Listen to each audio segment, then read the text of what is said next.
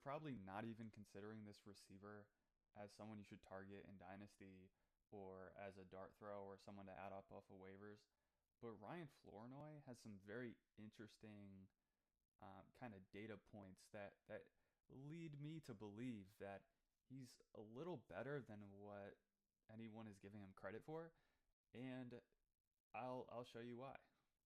So the first thing that alerted me that maybe Ryan Flournoy is someone that we should maybe be paying attention to is this kind of exercise that I did.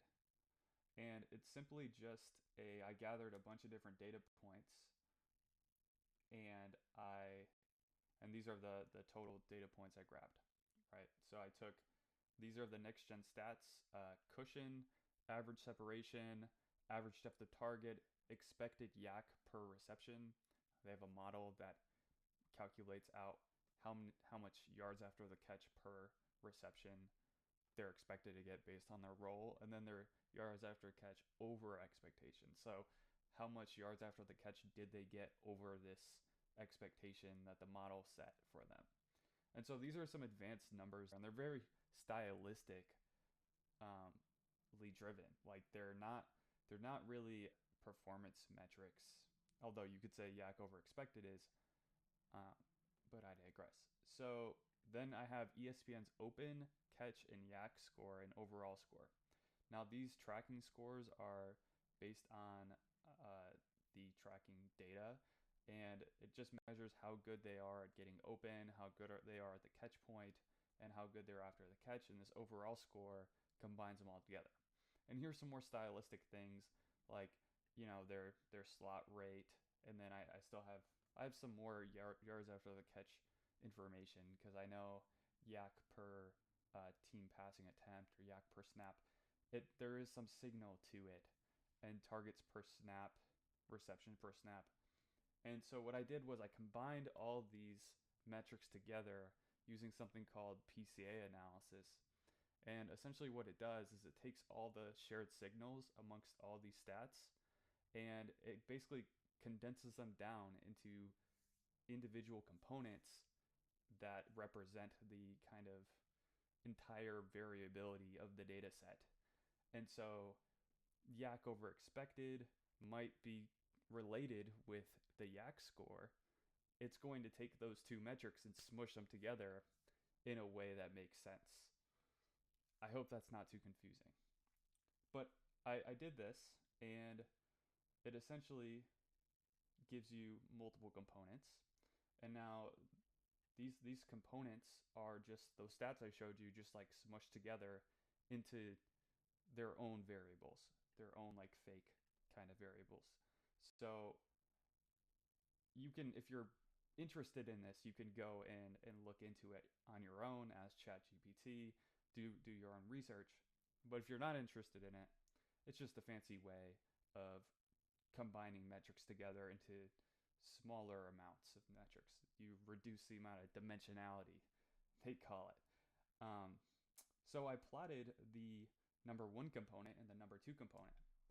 And you get this really interesting scatter plot, right? You get players kind of bucketed in areas where they're stylistically similar or their usage was similar to others last year.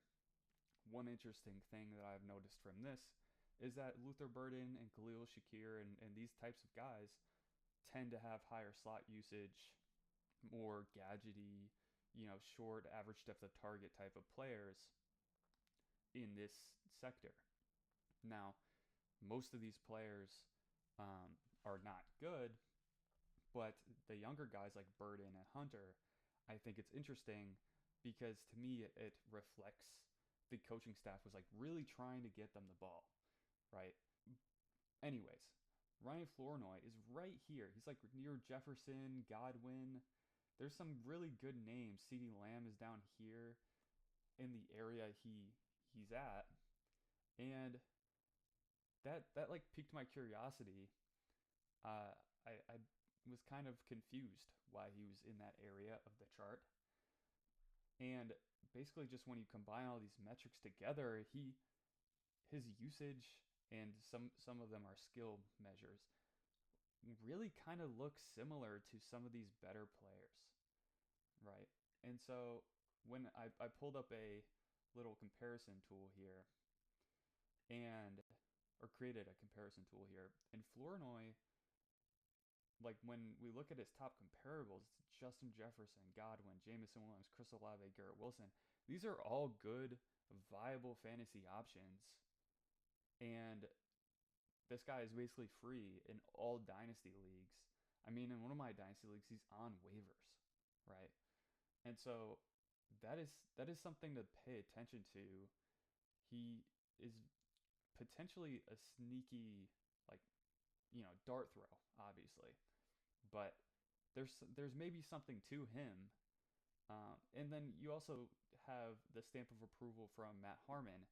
If you're a subscriber of Reception Perception, you can see where he has him ranked, and he generally likes him a lot more than consensus. Uh, he's just viewed as a good player by Matt Harmon, and Matt Harmon, if you don't know, goes through and charts out the routes of every player he can on like a 6 to 8 game sample, and he charts how often they get open. He's liking Flournoy on the film, right? So you kind of have like this data based approach where it's like, okay, he's kind of similar to these top, like, higher end receivers in his analytical profile, and then you're getting a film based kind of affirmation of like, yes, this player is actually pretty talented. And then I briefly flashed this, but I like to just look at the ESPN receiver scores. They're not a perfect metric, right? They're biased in certain areas, like slot receivers tend to be scored a little differently than the guys on the outside because getting open from the slot is a little easier. There's all sorts of things. How players are used are going to impact their overall ratings. But it's generally a good rule of thumb to check and see, like, okay, where's a guy rating in the overall rating, because out of all the ratings, the overall rating correlates with fantasy points the most, right? It's the most predictive. And Flournoy has a 59 overall rating, and that's above average. That is an above average overall rating, and he's not being viewed as a viable, like, decent receiver. Right now, of course, you still have Turpin, but I think this is a product of how he's used mainly, and so it's kind of tricking the model. But if Flournoy's usage is kind of like similar to real deal receivers, and he's scoring what, he was a 59 here near Cortland Sutton. I mean, that is a massive opportunity for someone that is priced so low in Dynasty, right? Maybe not massive because, these guys have lower hit rates, but it's intriguing, right? It's very intriguing. And so Flournoy is someone that I'm like paying close attention to, and trying to get him as like a throw in or pick him off of waivers if he's available, because there's just kind of multiple signs that suggest he's a good player, and he doesn't have access to produce right away because of the target competition with Pickens and CeeDee Lamb. But if any of them were to get hurt, or if Pickens were to, hold out, you're in a situation where Flournoy's value could go up quite a bit, because I think he's a player that, if given the opportunity, he could take advantage of it, right? So that's all I have. If you like this, like, comment, subscribe. Let me know if there's any players that you think are a deep sleeper that you'd like me to cover and go into my opinion on. But yeah, thanks for watching, and I'll catch you next time.